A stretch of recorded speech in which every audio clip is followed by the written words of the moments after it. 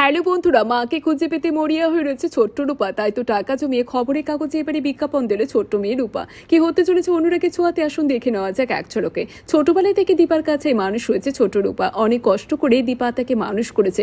অভাব হলেও মেয়ে দুহাত খুলে মাকে দিয়েছে তার অফুরন্ত ভালোবাসা। বর্তমানে রূপা হারিয়ে গেছে। হারিয়ে যাওয়া মেয়ের চিন্তা জেরবার হয়েছে দীপা আর সূর্য। বর্তমানে এমনই পরিস্থিতি চলছে স্টার জলসার অনুরাগের ছোঁয়া ধারাবাহিকটিতে। আর এই দিনের পর্বে তো দেখা যায় গণেশ পুজো করে সিদ্ধিবিনায়ক মন্দির থেকে ফিরে এসেছে সবেমাত্র রূপা। তার মন একেবারে ভালো নেই। সে আশা করেছিল এদিন মায়ের সঙ্গে তার দেখা হবে, কিন্তু মায়ের আশেপাশে থাকার একাধিক আঁচ পেয়েও মায়ের সঙ্গে তার দেখা হয়নি। তবে কি সত্যি বেঁচে নেই রূপার মা? তার সঙ্গে মায়ের কি আর কোনোদিনও দেখা হবে না? একথা ভাবতেই বুক কেঁপে উঠেছে ছোট্ট রূপার। তারপর তো লাট্টু এসে রূপাকে বলে একটা উড়োজাহাজ বানিয়ে দিতে।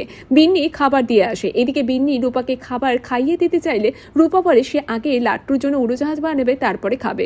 তখনই উড়োজাহাজের কাগজে দেখতে পায় নিখোঁজ বিজ্ঞাপন। রূপা দেখে যে কেউ হারিয়ে গেলে খবরের কাগজে ছবি দিয়ে ফোন নাম্বার দিলে হারিয়ে যাওয়া মানুষটি অত্যন্ত সহজে খুঁজে পাওয়া যায়। কিন্তু তার জন্য যে দিতে হয় মোটা অঙ্কের টাকা, সেটা তো রূপা জানেনি। তবে টাকার বিষয়টি কিন্তু অপশনাল।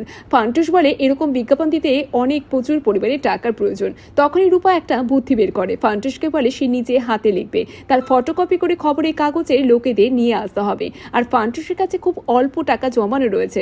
অল্প টাকা আর কটা ফটোকপি দেওয়া যেতে পারে। তখনই তো লাট্টু তার জমানো টাকা লক্ষ্মীর ভার তুলে দিয়েছে রূপার হাতে।